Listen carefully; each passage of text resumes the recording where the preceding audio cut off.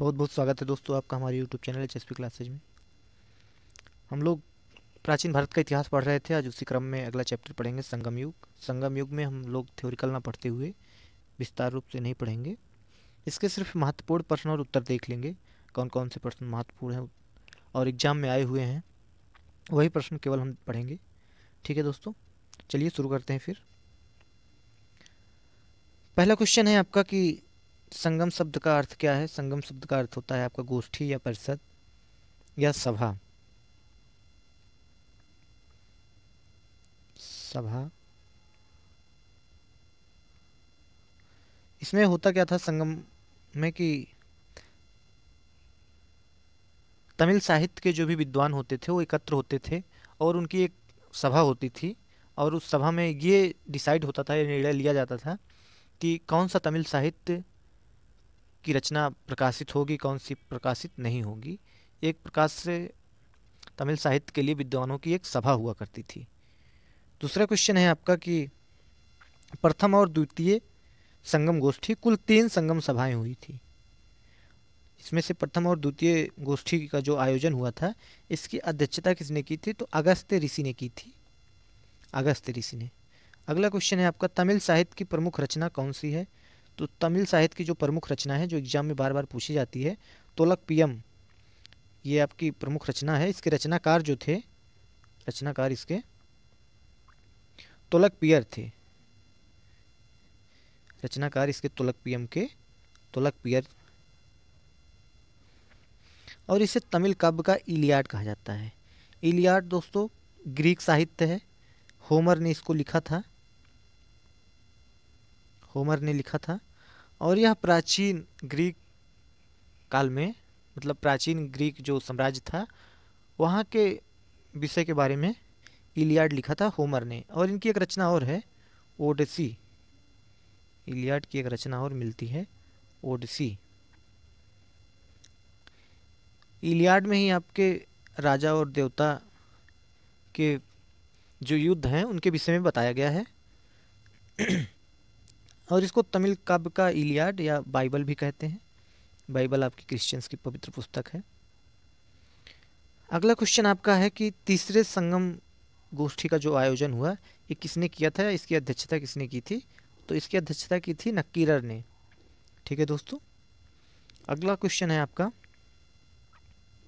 कि संगम काल की अवधि कब से कब तक? तो संगम काल की अवधि जो है आपकी 100 से 300 ईस्वी तक है। मतलब देखा जाए तो लगभग आपका जब सातवाहन वंश, शुंग काल, ये सब साम्राज्य हुआ करते थे, उसी के आसपास की समयावधि है। और ये दक्षिण भारत के राजवंश हैं, दक्षिण भारत के राज हैं। कुराल। कुराल एक रचना है जो कि तमिल रचना है। यह किसके द्वारा लिखी गई है? तो इसके लेखक जो हैं तिरुवल्लुवर, ये इसके लेखक हैं तिरुवल्लुवर। इनके द्वारा रची रचना है कुराल।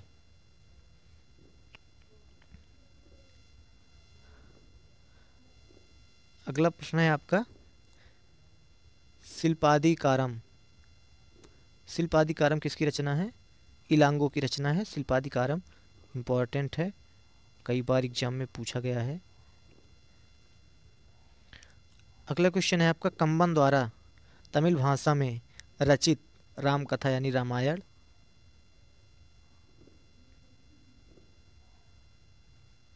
का क्या नाम है? तो इसका जो नाम है ई रामावतारम है। कंबन द्वारा तमिल भाषा में रचित रामायण का नाम है ई रामावतारम। ये भी प्रभु श्री राम की, प्रभु श्री राम का जो जीवन चरित्र है उसी के बारे में लिखा गया है। अगला क्वेश्चन है आपका संगम साहित्य से या संगम साहित्य में किन किन राज्यों का पता चलता है? तो चोल, चेर और पांड्य राज्य। पांड्य राज्य आपका वर्तमान में देखा जाए तो तमिलनाडु में है और चेर केरला। चोल जो है आपका आंध्र प्रदेश, तेलंगाना का जो हिस्सा है, कुछ हिस्सा इसमें तमिलनाडु का भी था, यहाँ आपका चोल राज्य था। अगला क्वेश्चन आपका है कि संगम काल में व्यापारी को क्या कहा जाता था?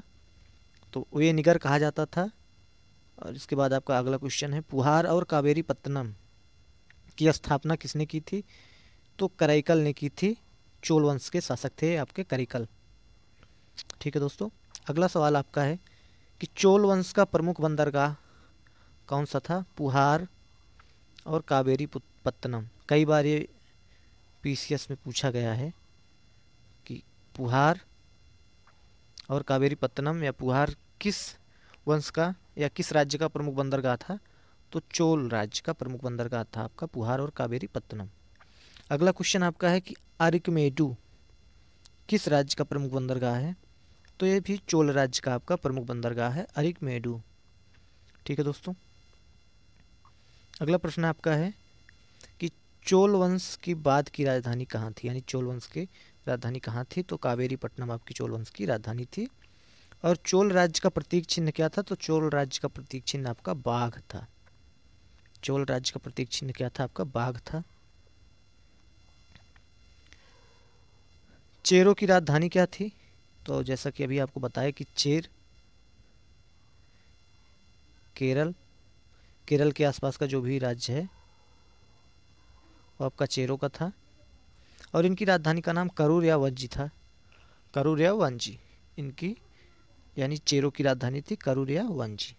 अगला क्वेश्चन है चेर वंश का सबसे प्रतापी या महान शासक कौन था? राजा कौन था? तो सेन गुट्टवन चेर वंश का सबसे महान राजा था।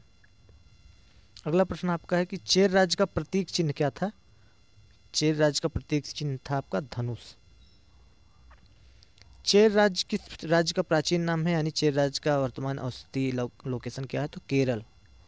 केरल का प्राचीन नाम क्या था? चेर। ये सब विवरण हमें तमिल साहित्य से ही मिलते हैं। चेर साम्राज्य का प्रमुख बंदरगाह कौन सा था? मुजरिस। यहाँ से रोम से व्यापार होता था।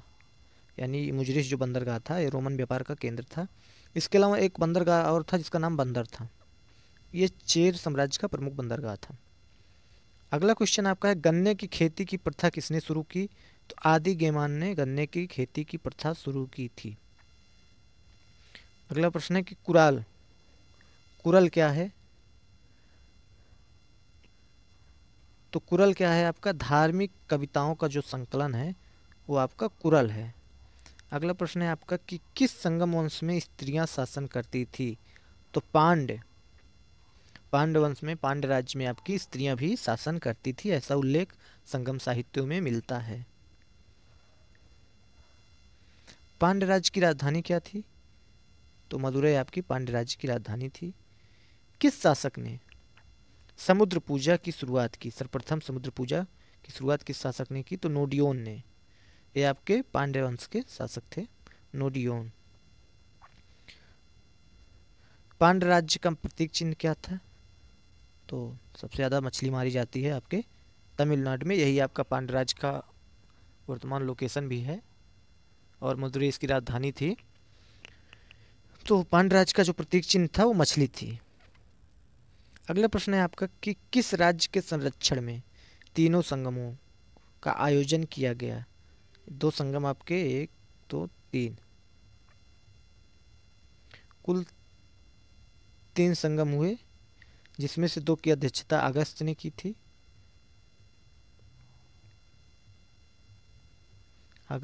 थी। और एक की अध्यक्षता जो आपकी की थी नक्कीरर ने की थी। नक्कीरर।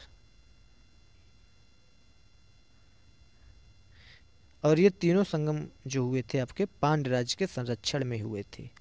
यानी पांड्य राज्य के शासकों ने ही आपके तीनों संगम का आयोजन करवाया था। अध्यक्षता इसकी अलग अलग, मतलब 2 में अगस्त ऋषि ने की थी, एक में नक्कीरर ने की थी।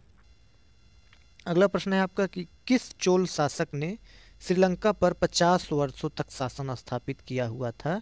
इलारा ने। इलारा चोल शासक था, इसने 50 सालों तक श्रीलंका पे शासन किया था। अगला प्रश्न है आपका कि किस चोल शासक ने कावेरी नदी के किनारे 160 किलोमीटर लंबा बांध बनवाया था? तो कारिकल ने। ये आपके कारिकल जो थे चोल शासक थे, इन्होंने 160 किलोमीटर लंबा बांध कावेरी नदी पर बनवाया था। अगला प्रश्न है आपका कड़गी पूजा। कड़गी पूजा इसको पत्नी पूजा भी कहते हैं। कड़गी पूजा या पत्नी पूजा की प्रथा किसने शुरू की? तो सेनगुट्टन ने। यह चेर वंश का शासक था आपका सिरगुट्टन। इसने पत्नी पूजा या कड़गी पूजा की शुरुआत की। और तमिल का प्राचीन देवता कौन था? तो मुरुगन। इन्हें कार्तिकेय का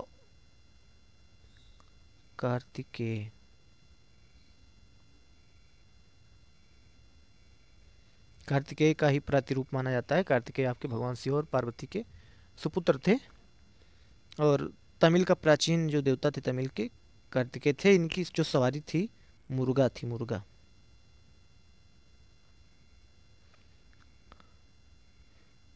मुर्गा कार्तिकेय का जबकि मोर था। मोर की सवारी कार्तिकेय करते थे। तो ये रहे दोस्तों आपके संगम साहित्य से संगम युग के महत्वपूर्ण प्रश्न उत्तर। उम्मीद है क्लास आपको पसंद आई होगी। क्लास पसंद आई हो तो हमारे यूट्यूब चैनल को लाइक शेयर सब्सक्राइब कीजिए। Thank you. मिलते हैं आपसे अगली क्लास में। अगली क्लास में दोस्तों हम डिस्कस करेंगे गुप्त वंश के बारे में। ठीक है दोस्तों, थैंक यू।